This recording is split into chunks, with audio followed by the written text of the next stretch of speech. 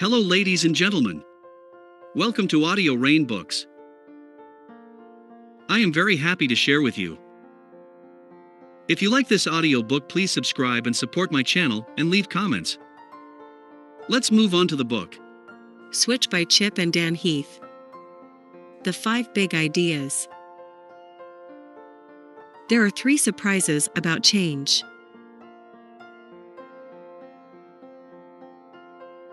Change often fails because our emotional side, the elephant, and our rational side, the writer, can't cooperate long enough for the desired change to occur. Another reason change often fails is because of our surrounding environment. This is known as the path. So, to change a behavior, you need to direct the writer, motivate the elephant, and shape the path. Change isn't easy, but with the right framework, it becomes easier. Switch Summary. Chapter 1: 3 Surprises about Change. In one study, people with the large buckets ate 53% more popcorn than people with the medium size. There are 3 surprises about change. What looks like a people problem is often a situation problem. What looks like laziness is often exhaustion. What looks like resistance is often a lack of clarity. For anything to change, someone has to start acting differently. To change someone's behavior, you've got to change that person's situation.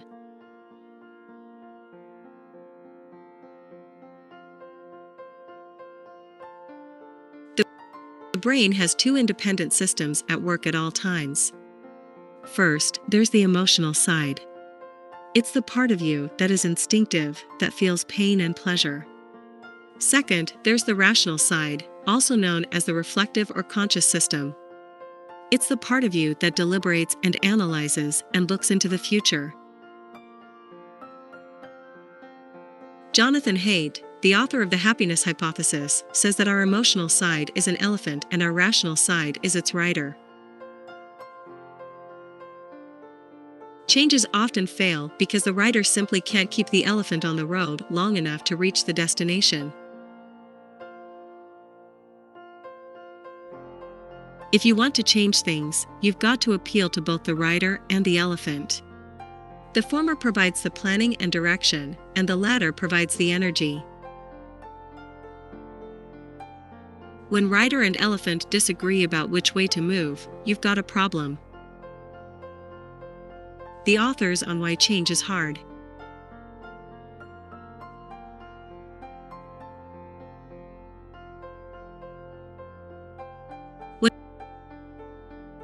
When people try to change things, they're usually tinkering with behaviors that have become automatic, and changing those behaviors requires careful supervision by the writer. The bigger the change you're suggesting, the more it will sap people's self-control. And when people exhaust their self-control, what they're exhausting are the mental muscles needed to think creatively, to focus, to inhibit their impulses, and to persist in the face of frustration or failure.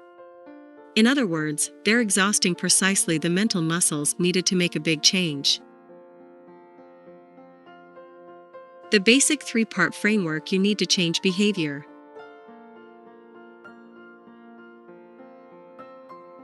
Direct the rider. What looks like resistance is often a lack of clarity. So provide crystal clear direction.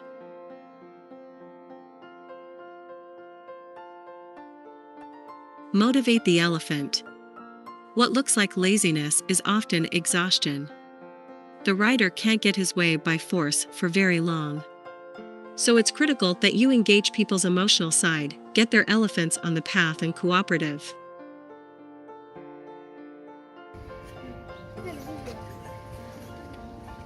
Shape the path.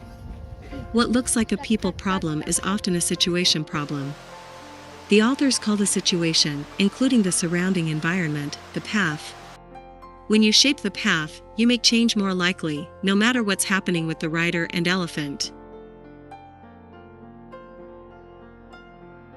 If you can do all three at once, dramatic change can happen even if you don't have lots of power or resources behind you. When making a change, don't say it will be easy, say it will be easier. Chapter 2: Find the bright spots. Bright spots are successful efforts worth emulating.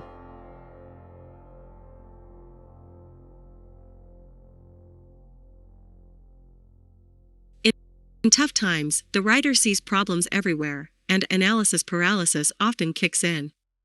The writer will spin his wheels indefinitely unless he's given clear direction. That's why to make progress on a change, you need ways to direct the writer. Show him where to go, how to act, what destination to pursue.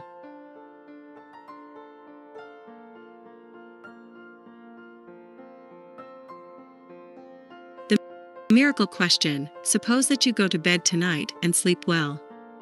Sometime in the middle of the night, while you are sleeping, a miracle happens and all the troubles that brought you here are resolved. When you wake up in the morning, what's the first small sign you'd see that would make you think, well, something must have happened, the problem is gone? The exception question: when was the last time you saw a little bit of the miracle, even just for a short time? To find bright spots, ask yourself, what's working and how can we do more of it?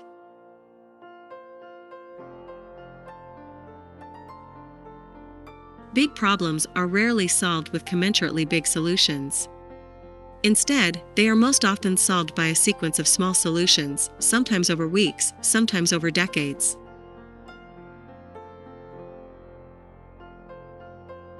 In one exhaustive study, a psychologist analyzed 558 emotion words, every one that he could find in the English language, and found that 62% of them were negative versus 38% positive. Our writer has a problem focus when he needs a solution focus. Chapter 3: Script the critical moves. Decisions are the writer's turf, and because they require careful supervision and self-control, they tax the writer's strength. The more choices the writer is offered, the more exhausted the writer gets. In one study, shoppers who saw only 6 jams on display are 10 times more likely to buy a jar of jam. Change brings new choices that create uncertainty.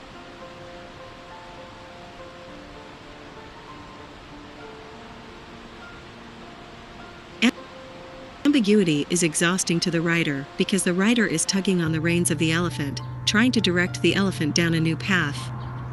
But when the road is uncertain, the elephant will insist on taking the default path, the most familiar path, just as the doctors did. Why? Because uncertainty makes the elephant anxious.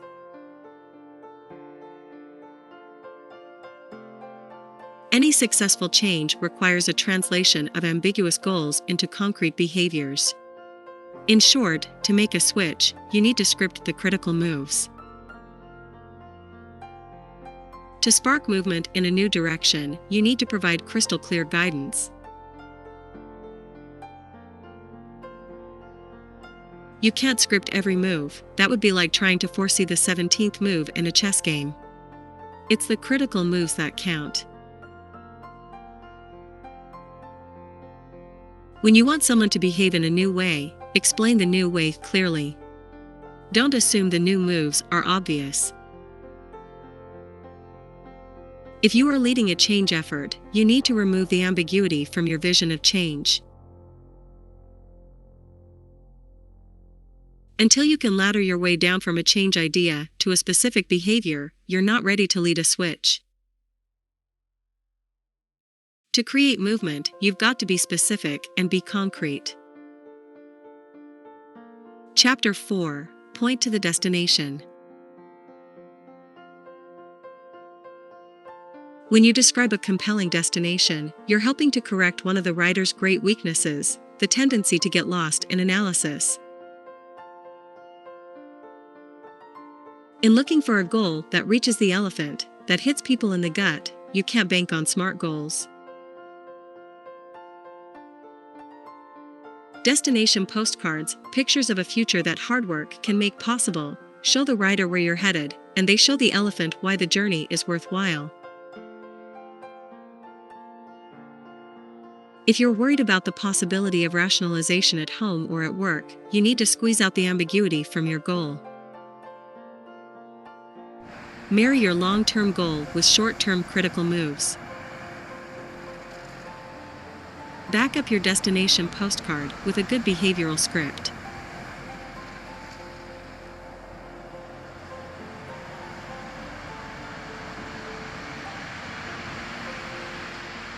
The writer's strengths are substantial, and his flaws can be mitigated. When you appeal to the writer inside yourself or inside others you are trying to influence, your game plan should be simple. First, follow the bright spots. As you analyze your situation, you're sure to find some things that are working better than others. Don't obsess about the failures. Instead, investigate and clone the successes. Next, give direction to the writer, both a start and a finish. Send him a destination postcard and script his critical moves.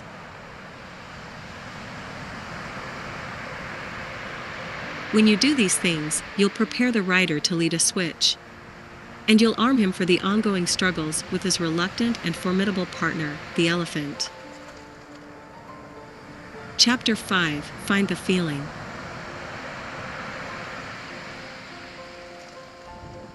In one study, John Cotter and Dan Cohen observed that, in almost all successful change efforts, the sequence of change is not analyze, think, change, but rather see, feel, change.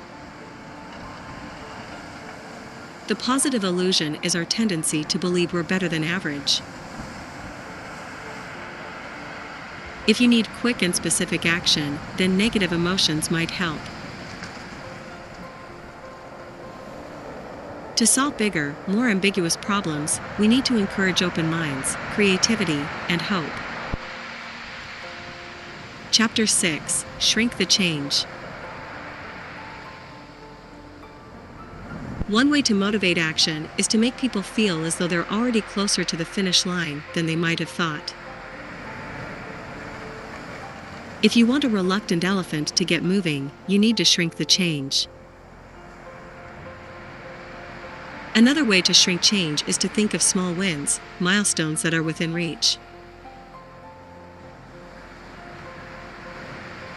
When you engineer early successes, what you're really doing is engineering hope. Hope is precious to a change effort. It's elephant fuel.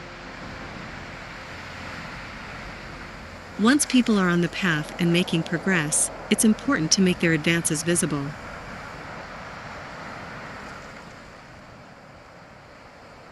Solution-focused therapists devised a way of quantifying progress toward the miracle mentioned in Chapter 2.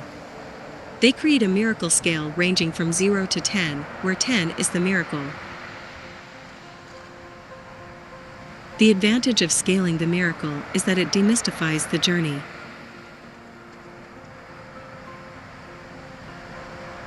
The value of the miracle scale is that it focuses attention on small milestones that are attainable and visible rather than on the eventual destination, which may seem very remote.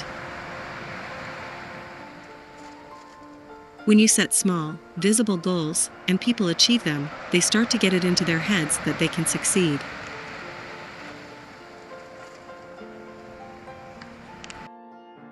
Psychologist Carl Weick, in a paper called Small Wins, Redefining the Scale of Social Problems, said, "A small win reduces importance, this is no big deal, reduces demands, that's all that needs to be done, and raises perceived skill levels, I can do at least that." You want to select small wins that have two traits. 1, they're meaningful. 2, they're within immediate reach. Chapter 7: Grow Your People.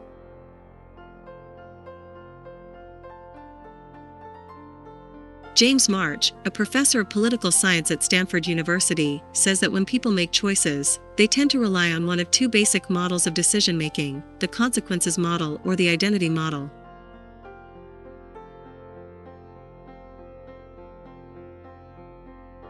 The consequences model assumes that when we have a decision to make, we weigh the costs and benefits of our options and make the choice that maximizes our satisfaction. It's a rational, analytical approach.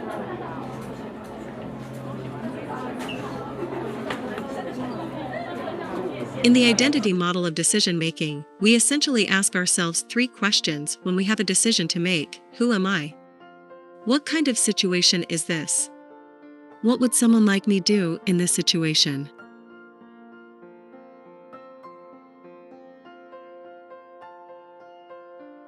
When you think about the people whose behavior needs to change, ask yourself whether they would agree with this statement. I aspire to be the kind of person who would make this change.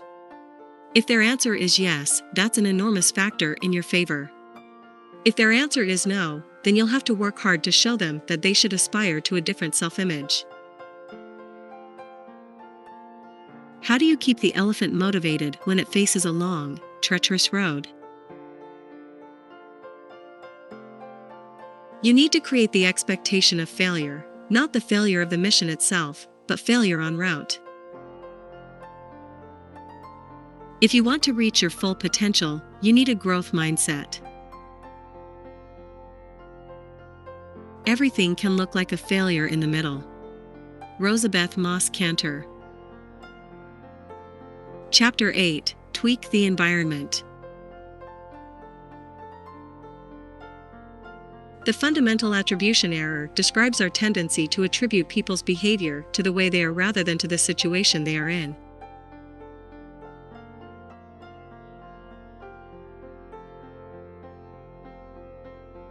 If you want people to change, you can provide clear direction, rider, or boost their motivation and determination, elephant. Alternatively, you can simply make the journey easier. Create a steep downhill slope and give them a push. Remove some friction from the trail. Scatter around lots of signs to tell them they're getting close. In short, you can shape the path. Tweaking the environment is about making the right behaviors a little bit easier and the wrong behaviors a little bit harder. It's that simple. If you change the path, you'll change the behavior.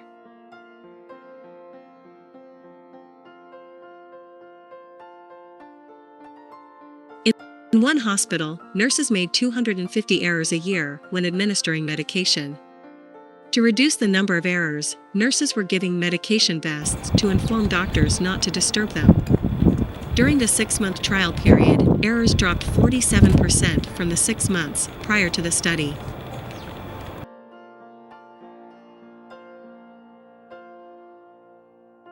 Anytime a plane is below 10,000 feet, whether on the way up or the way down, no conversation is permitted in the cockpit except what's directly relevant for flying. This is known as a sterile cockpit.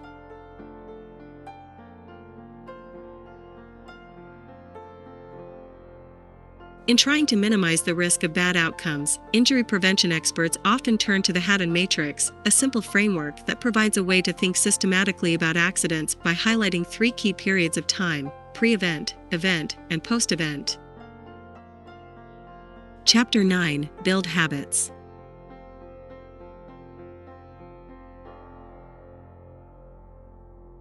According to one study of people making changes in their lives, 36% of the successful changes were associated with a move to a new location, and only 13% of unsuccessful changes involved a move.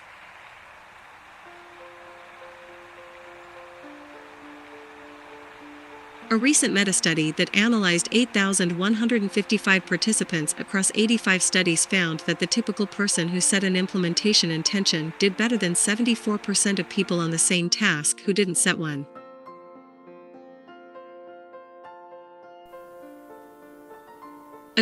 A good change leader never thinks, "Why are these people acting so badly? They must be bad people." A change leader thinks, "How can I set up a situation that brings out the good in these people?"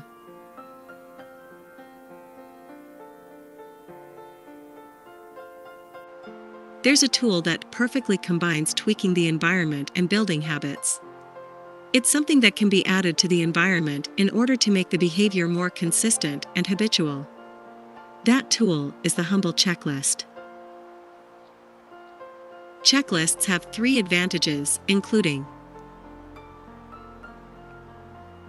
educating people about what's best, showing them the ironclad right way to do something. Helping people avoid blind spots in a complex environment. Ensuring against overconfidence. Sam's note. For more on using checklists, read the Checklist Manifesto by Atul Gawande. Chapter 10: Rally the Herd. In ambiguous situations, smoke pouring into a room, the apparent sound of a fall, people look to others for cues about how to interpret the event. If you want to change things, you have to pay close attention to social signals, because they can either guarantee a change effort or doom it. Chapter 11: Keep the switch going.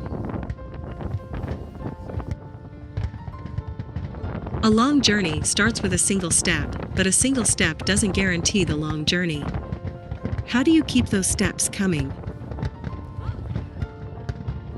The first thing to do is recognize and celebrate that first step. When you spot movement, you've got to reinforce it.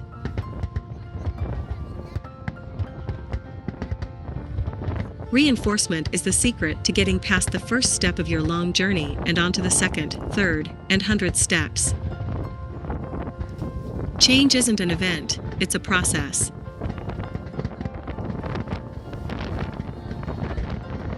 The mere exposure principle assures us that a change effort that initially feels unwelcome and foreign will gradually be perceived more favorably as people grow accustomed to it.